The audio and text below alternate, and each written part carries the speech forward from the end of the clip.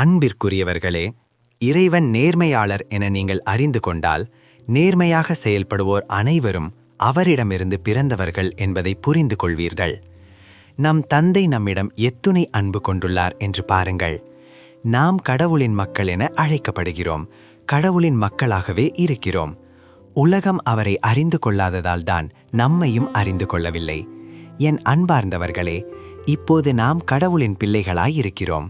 இனி எத்தன்மையரார் இருப்போம் என்பது இன்னும் வெளிப்படவில்லை. ஆனால் அவர் தோன்றும்போது நாமும் அவரை போல் இருப்போம். ஏனெனில் அவர் இருப்பது போல் அவரை காண்போம். அவரை எதிர்நோக்கி இருக்கிற அனைவரும் அவர் தூயவராய் இருப்பது போல் தம்மையே தூயவராக்க வேண்டும். பாவம் செய்யும் அனைவரும் சட்டத்தை மீறுகின்றனர். சட்டத்தை மீறுவதே பாவம். பாவங்களை நீக்கவே அவர் தோன்றினார் என்பது உங்களுக்கு தெரியும். அவரிடம் பாவமில்லை.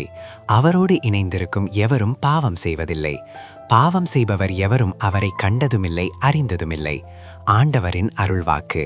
முழு தியானத்திற்கு விளக்கத்தில் உள்ள இணைப்பை பார்க்கவும். கடவுள் உங்களை ஆசிர்வதிப்பாராக.